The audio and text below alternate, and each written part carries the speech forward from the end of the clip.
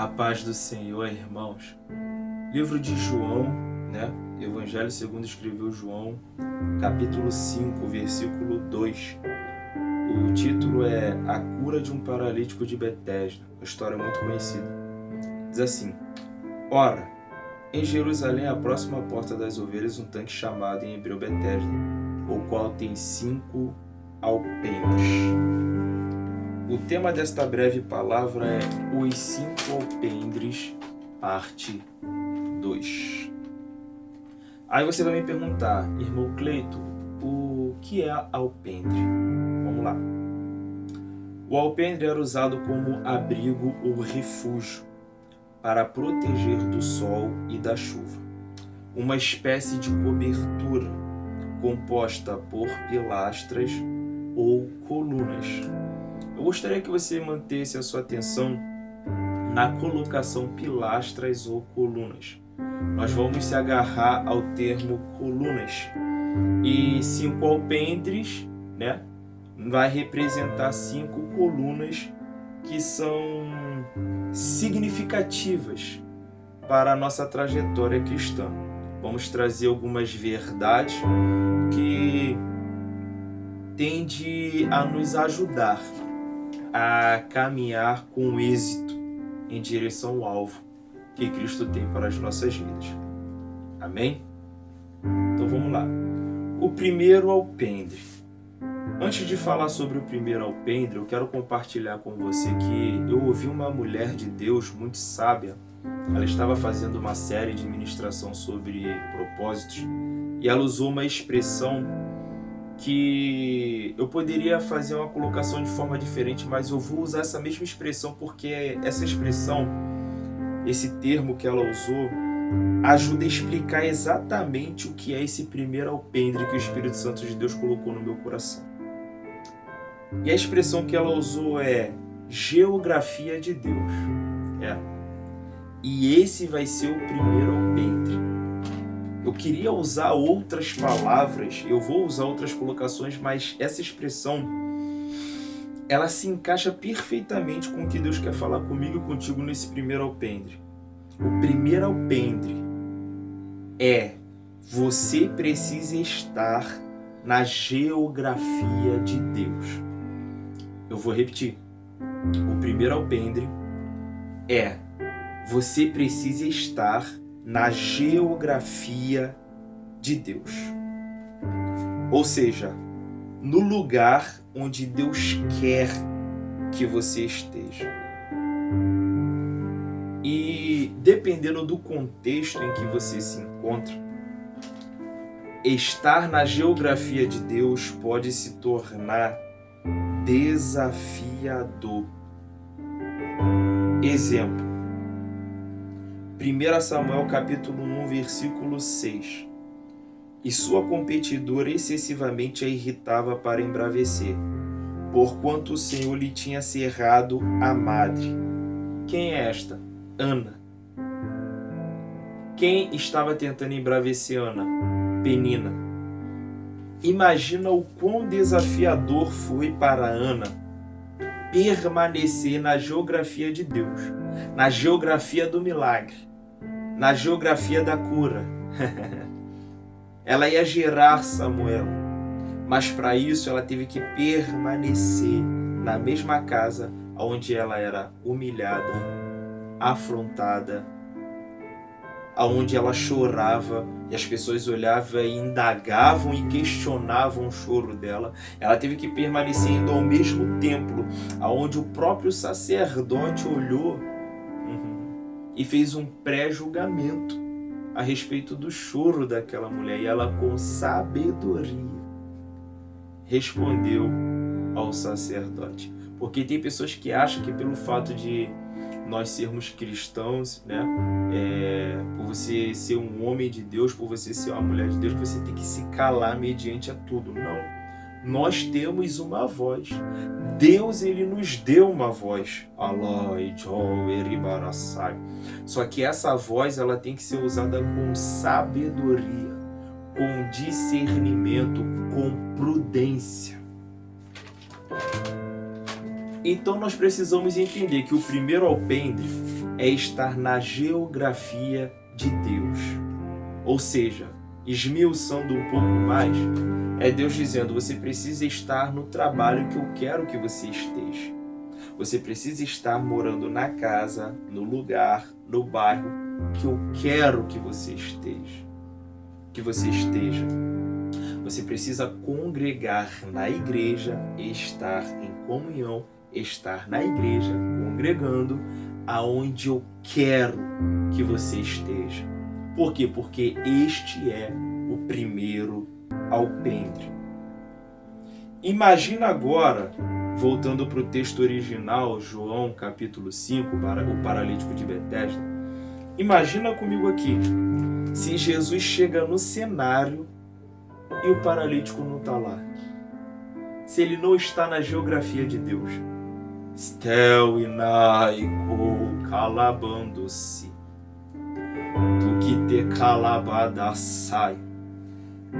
Lembrando aqui dos 7 segredos da porção dobrada, que o primeiro segredo da porção dobrada é permanecer onde Deus te plantou.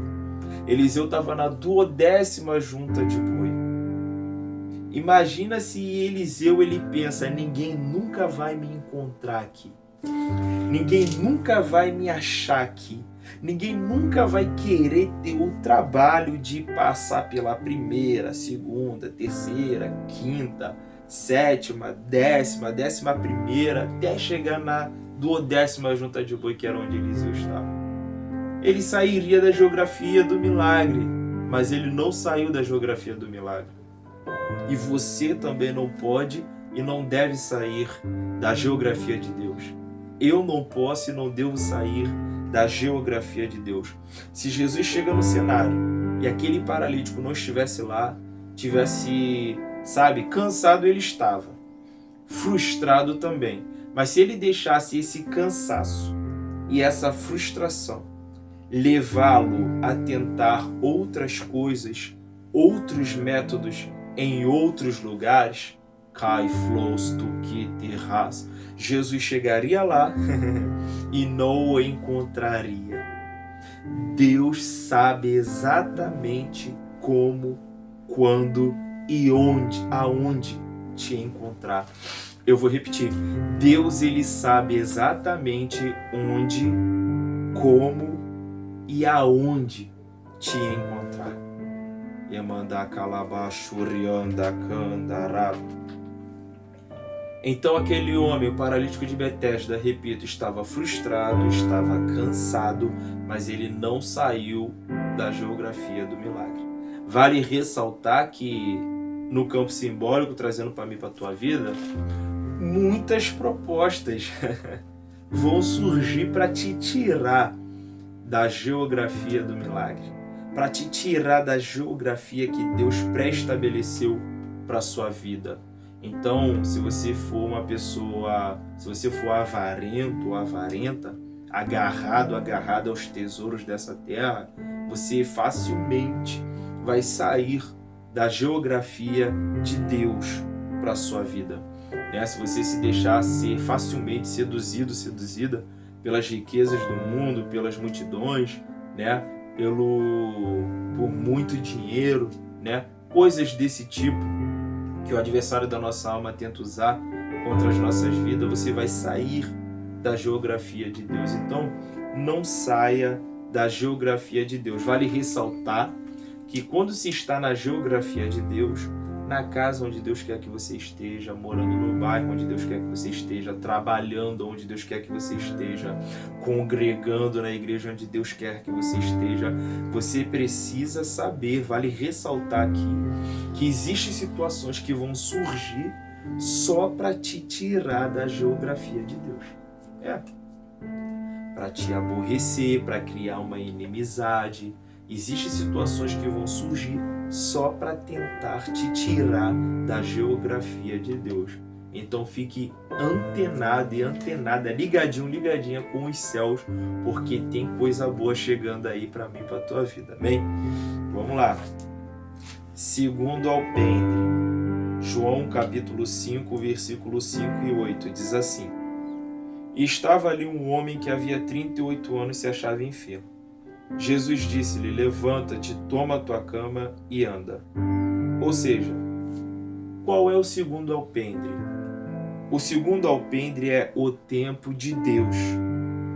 Com base nisso, podemos fazer menção de uma verdade. Que verdade é essa? A sua vez vai chegar. Eu vou repetir. O segundo alpendre é o tempo de Deus. Aquele homem ficou 38 anos esperando, mas a vez dele chegou. E com base nisso fazemos menção de uma verdade. E qual é essa verdade? Que verdade é essa? A sua vez vai chegar. Kalamashuri. O segundo alpendre é o alpendre do tempo de Deus. Algo que não dá para ser ultrapassado. Algo que temos que esperar com paciência, com sabedoria, com mansidão, com fé. Quem sabe você está olhando para a esquerda e está vendo algumas pessoas alcançarem a estabilidade financeira. Quem sabe você está olhando para a direita e está vendo pessoas iniciando o namoro ou pessoas se casando. Você está olhando para um lado e está vendo pessoas dando início a uma faculdade. Você está olhando para o outro lado e está vendo pessoas terminando sua faculdade. Você já tentou várias vezes, de diversas formas diferentes, está se perguntando: Senhor, até quando? Senhor, por quê? Calma. A sua vez vai chegar. Posso ser profeta da paz de Deus para a tua vida? Segundo esta palavra, eu profetizo que está chegando a sua vez. Então, creia e receba em nome de Jesus. Terceiro alpendre. Lembrando que alpendre, simbolicamente falando, vai ser igual coluna, ok? Então vamos lá. Terceiro alpendre. É necessário rever as prioridades. Às vezes as coisas não estão dando certo na sua vida porque você está priorizando as coisas erradas. Você está dando prioridade àquilo que não é prioridade. Aqui no caso desse paralítico é diferente. Ele estava priorizando a cura dele, só que quando Jesus chega no cenário e cura ele, automaticamente Jesus muda a prioridade daquele homem. Porque Jesus é assim. Ele entra nas nossas vidas para mudar de dentro para fora. Então vamos lá. A prioridade do paralítico de Betesda: ser curado. Aí Jesus vai dizer: levanta-te, toma o teu leito e anda. Ou levanta-te, toma a tua cama e anda. E aí ele vai ser curado. Antes de ser curado, qual era a prioridade do paralítico?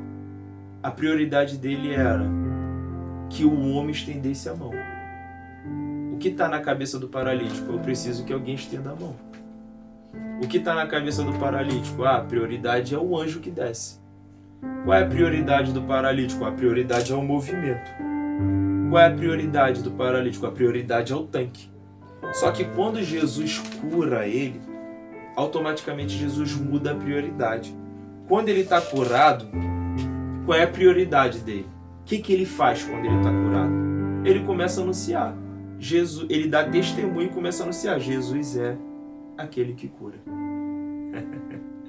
Não entendeu? Vou explicar melhor. Jesus não disse, mas é como se Jesus tivesse dito para ele ao curar aquele homem: olha, você ficou há 38 anos perto desse tanque tentando, não conseguiu. Eu estou aqui agora para mudar a tua prioridade. A tua prioridade já não é mais o tanque. A tua prioridade já não é mais o anjo que desce. A tua prioridade já não é mais o mover das águas. A partir de hoje, a sua prioridade é, primeiro, dar testemunho de que Jesus é o que cura. E segundo, anunciar. Ou seja, terceiro alpendre, precisamos rever as nossas prioridades. É necessário rever as nossas prioridades. Quarto alpendre. Faça a sua parte, porque haverá uma recompensa para todo o seu esforço. Repito, João capítulo 5, versículo 7. Versículo 6, 7 e 8. Versículo 6. Jesus viu e sabia o estado daquele homem. Versículo 7.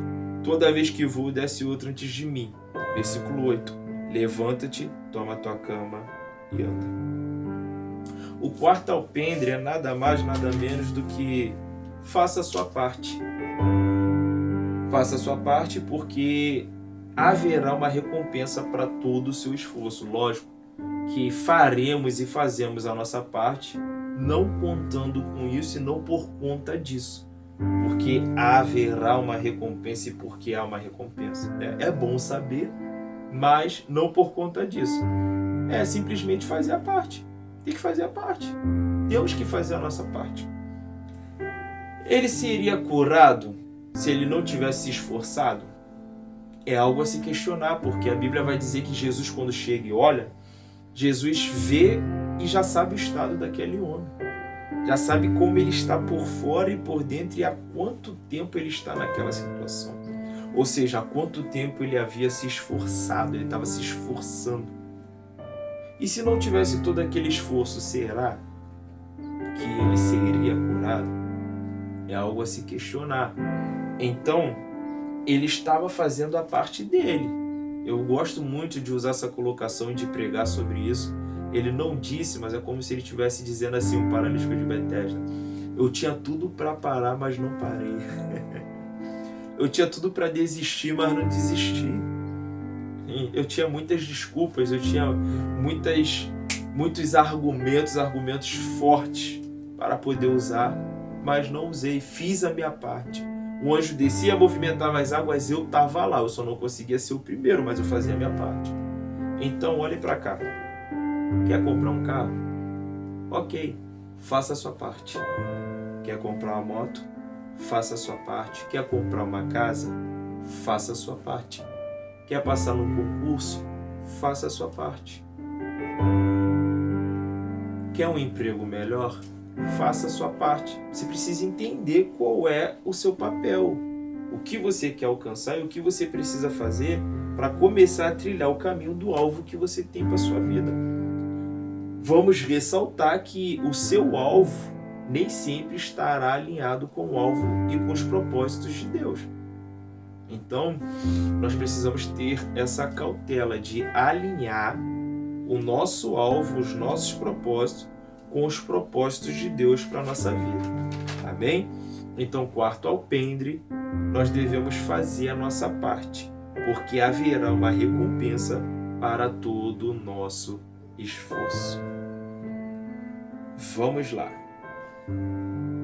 Você quer ser um ministro da palavra? Você quer ser um líder de ministério de louvor? Você quer ser um instrumentista, uma instrumentista na casa do Senhor? Faça a sua parte. Ok? Vamos encerrar no quinto alpendre. Está acabando. Calma, fica comigo até o final.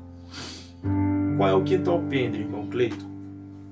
Você não precisa ser o primeiro. Você só tem que fazer o que precisa ser feito. Kalamashuri.